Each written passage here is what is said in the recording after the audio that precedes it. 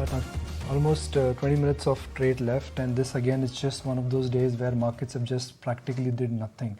Started flat, gained some elevation, not trading with any kind of force and gusto.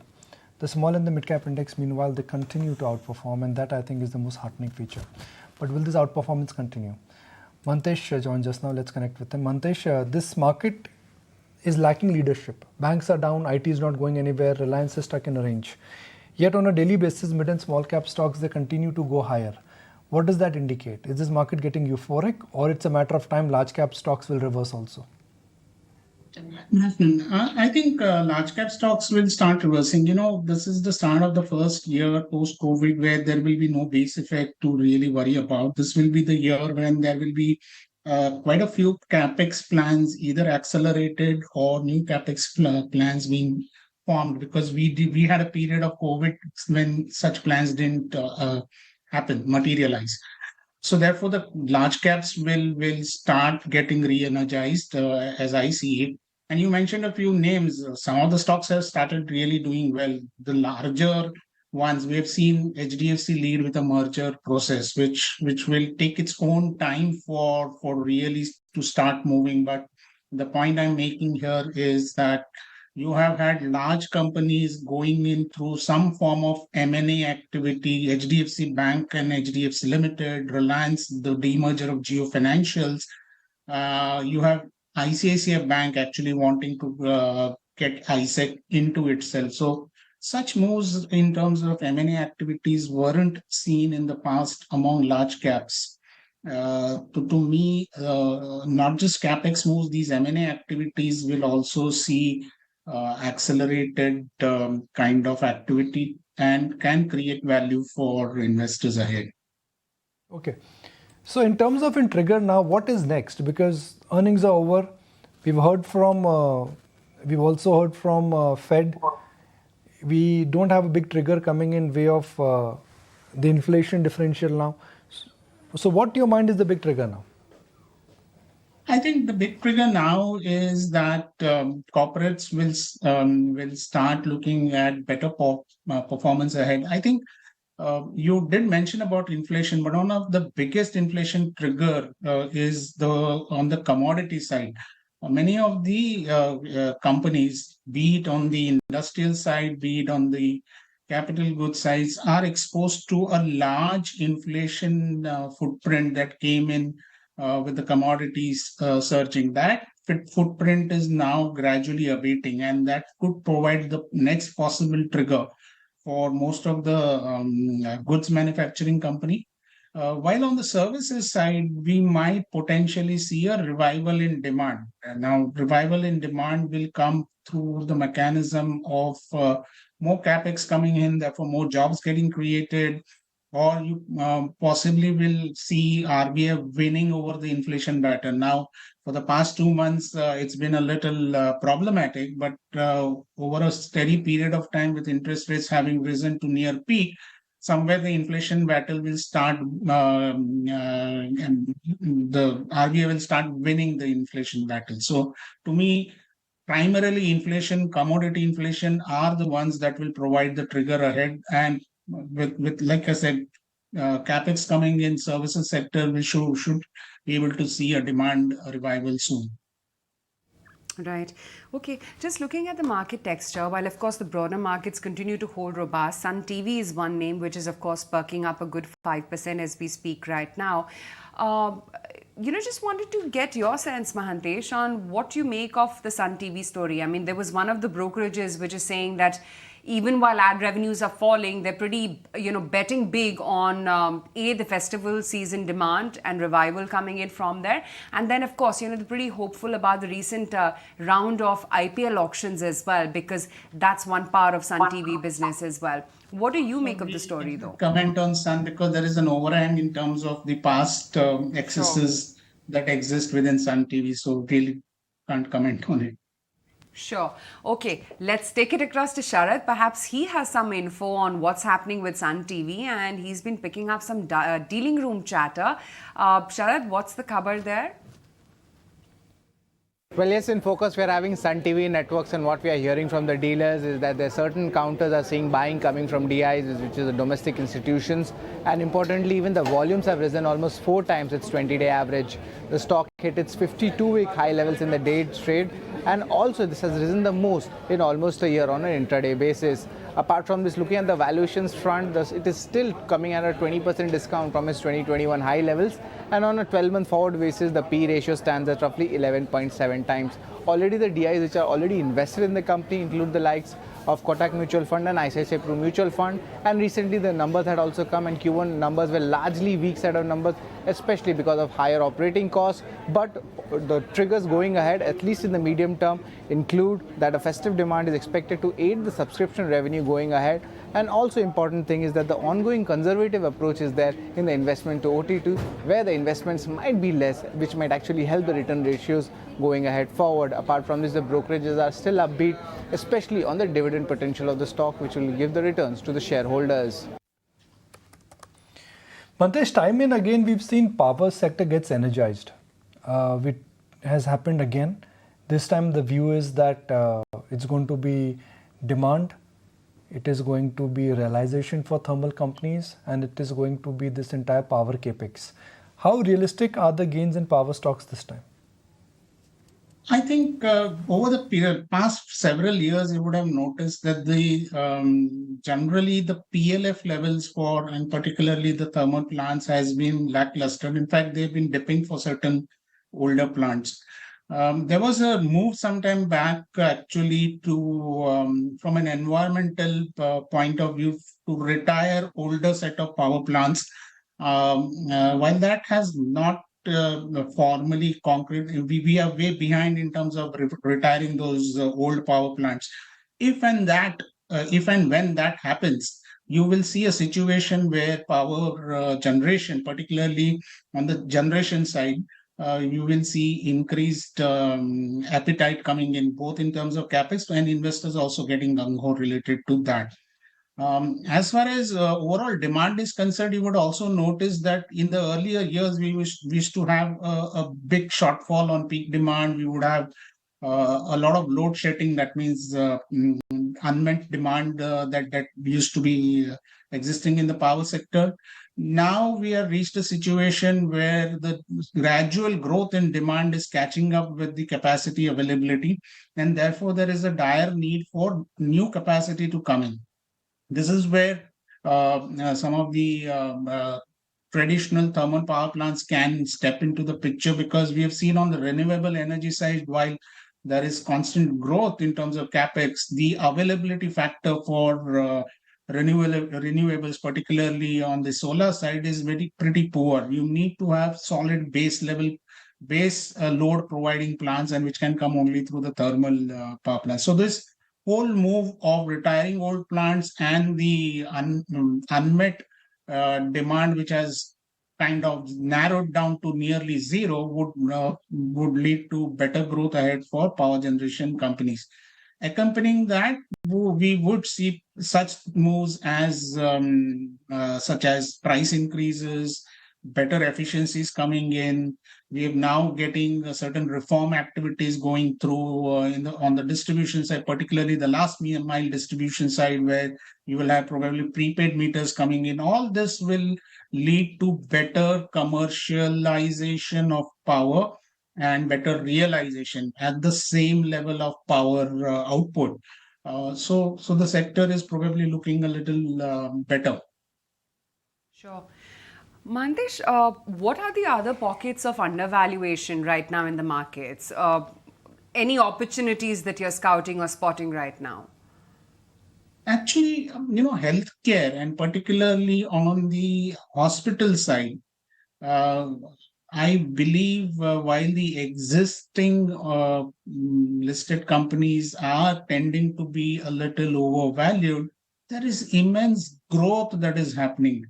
Immense growth potential exists, and that growth is coming from private equity to large hospitals, both from which are coming from abroad, that is hospital operators situated abroad, to even certain local hospital networks. So there is a great move that is happening in the healthcare sector. I believe there we will see huge amount of capacity addition. Look at any of the listed entities, and everybody talks about raising their bed capacity. Everybody is also on the lookout for any capacity to grab that is acquired.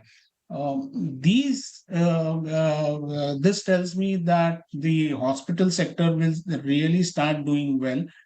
Mind you, our realization in terms of on the hospital sector side are pretty low relative to global standards. And now we have healthcare penetration coming in through health insurance. That penetration is gradually growing such that more and more people are able to afford better healthcare, better hospitals, and that's good news. That's for the healthcare industry per se. Okay. You know what? The two stocks that I want to bring up are Torrent Pharma as well as Cipla. Remember now, reports are indicating that Torrent actually is in the foray to buy Cipla's promoter stake. That's Yusuf Hamid's stake. Now, Antique has come out with an interesting note. They're saying that the deal is actually going to be negative for Torrent Pharma. They're saying Cipla's business is margin dilutive to the TRP. They have higher exposure to US and low margin ROW as well as the Saga business. Cipla's plans for US business are under FDA issues. Both Goa and Indore have WL as well as OAI status respectively. And even Torrent has both its critical plans under WL. So they're saying that although Torrent will add about $750 million to its annual revenues from US, it remains to be seen if any changes in the settlement to generic Revlimid, which can impact Cipla's US market share agreement, are going to get fruitful or not. Nikunj, just wanted to reiterate your thoughts on if at all, this deal fructifies and if Torrent does acquire the promoter stake, that's the Hamid family stake in Cipla, what would it mean for minority shareholders of both the companies?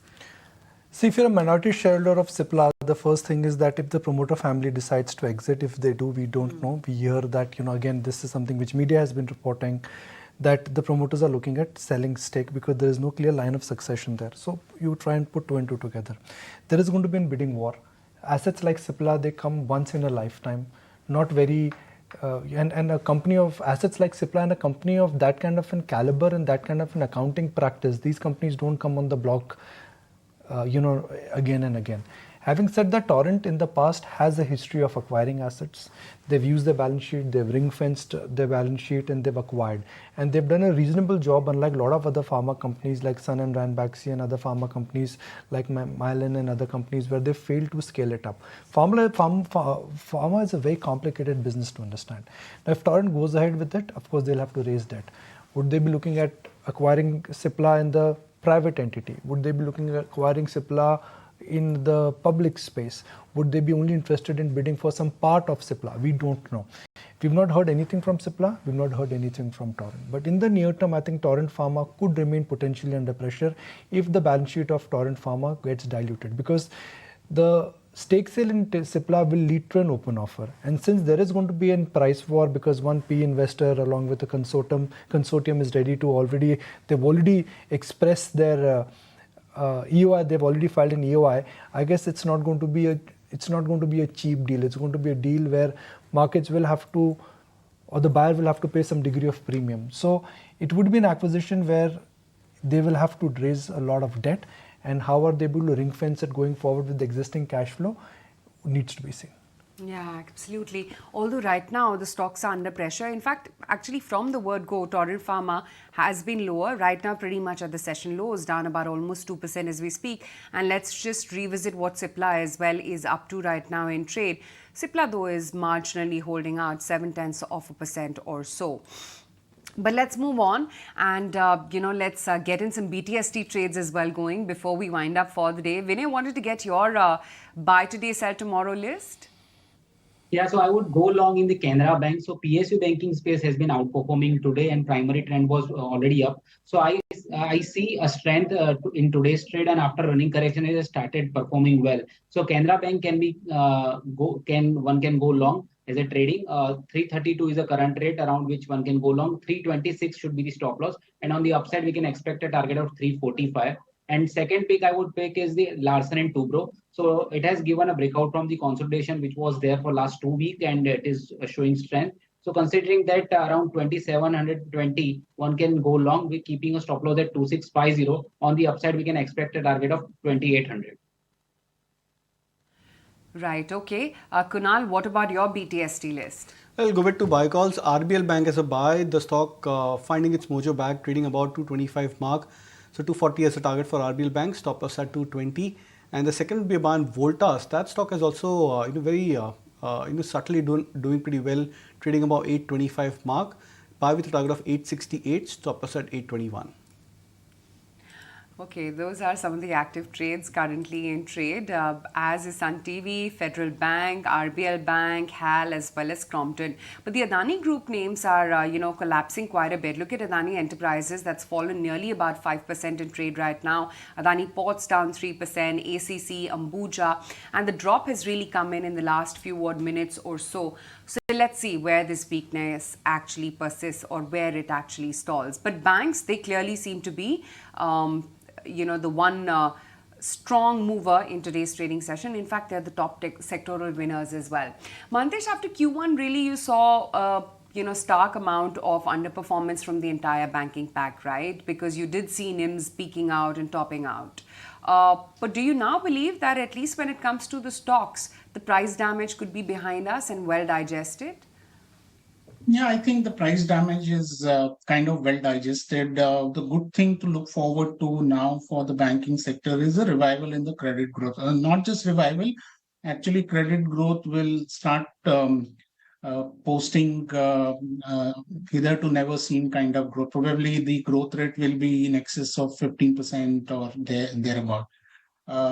Along with credit growth, one has to be a little careful because the banks have actually reached the bottom of the sort of NPA cycle. NPA will start reviving, but to my mind, whenever banks grow strongly when it comes to credit growth, much of the evils linked to NPA worries or NPAs is kind of forgotten because suddenly a high amount of credit growth adds to the book value for any bank. Now, primarily from a market standpoint of view, you necessarily look at what is the kind of book value growth. It comes from better NIMs, it comes from credit growth, it comes from lower NPA costs. Now, of these three elements, if credit growth is going to be quite strong, the accretion to the book value will be quite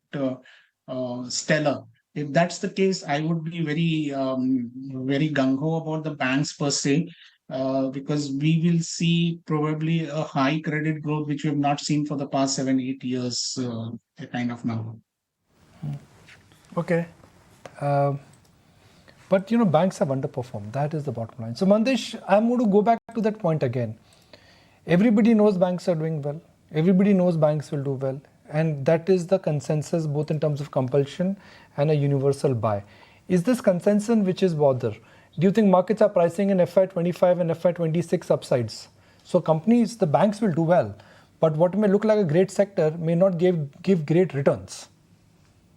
No, let's look at it this way as well. Okay, banks primarily operate in the Indian markets, but some of the banks have global exposures. And you would have noticed past 2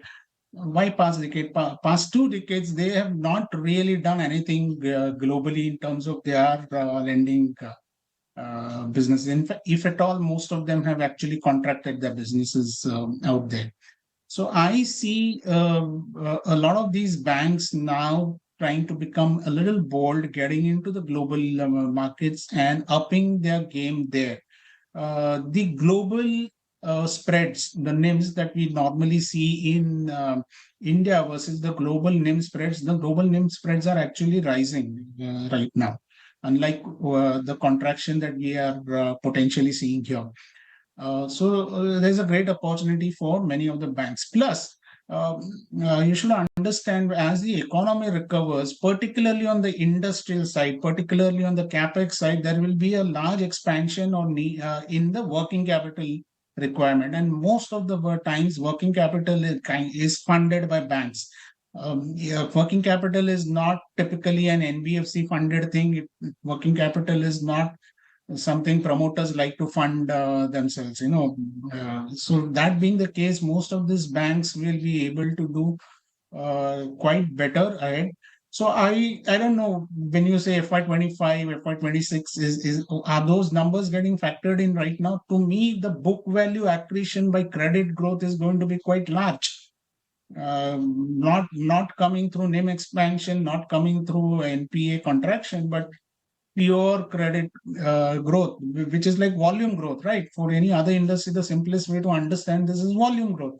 A large volume growth leads to an operating leverage as well. So banks also have an element of operating leverage. Their fixed costs generally remain the same over a period of time. That said, I think the bank valuations are still pretty decent. You just look at HDFC Bank; it's a rank underperformer, right? The largest private sector bank, and its valuation peaks used to be like 5 multiples. We are nowhere close to that kind of money. I'm citing this just as an example. And over a period of time, we have also seen structurally on the public sector side a lot of banks getting consolidated into just a fewer set of banks. Half a dozen, a little more than half a dozen kind of public sector banks are really relevant. That being the case, to me, this whole consolidation, the growth on the international side, and the working capital needs being met by banks should trigger a large book value expansion for most of the banks. Let's just quickly bring up the stock price of Paytm because it's seeing a very, very sharp spike. That stock will just come up for you on your screens. Look at that spike on the stock, 6.5% higher right now, 912 on Paytm as we speak. In terms of key events for tomorrow, not a whole lot. Of course, you've got the US initial jobless claims.